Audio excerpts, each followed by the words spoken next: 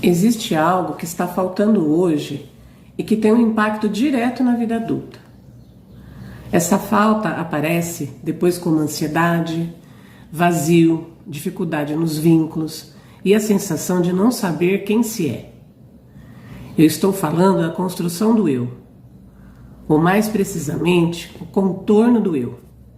Se a gente falar em psicanálise, o Freud traz um texto fundamental, Introdução ao Narcisismo.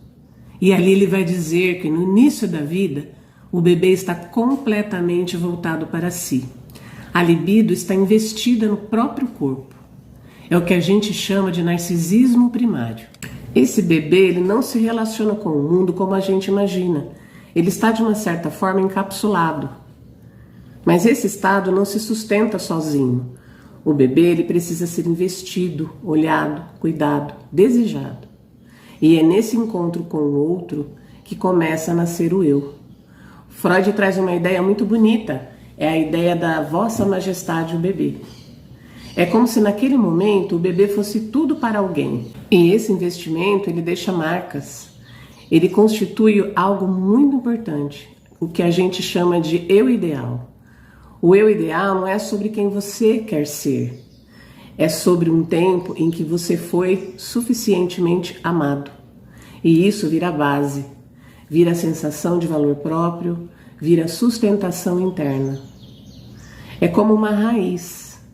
Quando esse eu ideal se constitui de forma suficiente, o sujeito cresce com base, ele consegue dizer não. Então o sujeito ele cresce com uma base, ele consegue dizer não. Ele consegue se sustentar mesmo quando o outro não valida.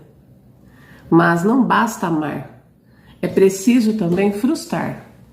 Porque é a frustração que introduz a realidade. Então a frustração ela introduz a realidade. É ela que mostra que o outro não é extensão de você.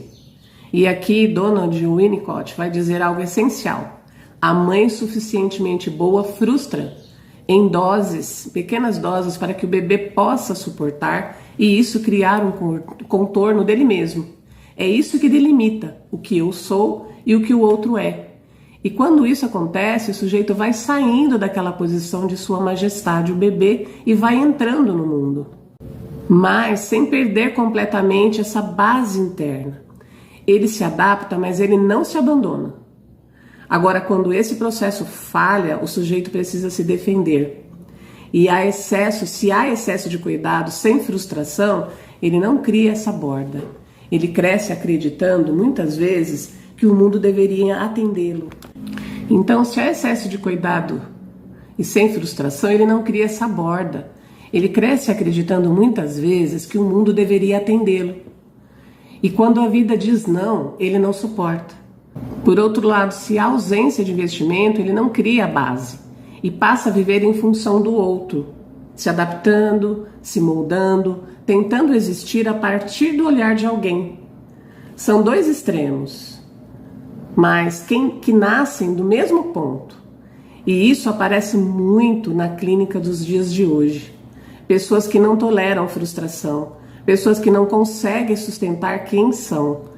E muitas vezes o trabalho analítico é justamente esse, construir tardiamente aquilo que faltou lá no início. E aqui entra um outro conceito que muitas vezes se confunde com o eu ideal, que é o ideal de eu. O eu ideal é aquela base, o ideal de eu já é outra coisa. É quando você começa a ser aquilo que o outro espera de você. E aí é que muita gente se perde. Mas isso a gente aprofunda num próximo vídeo. Até lá!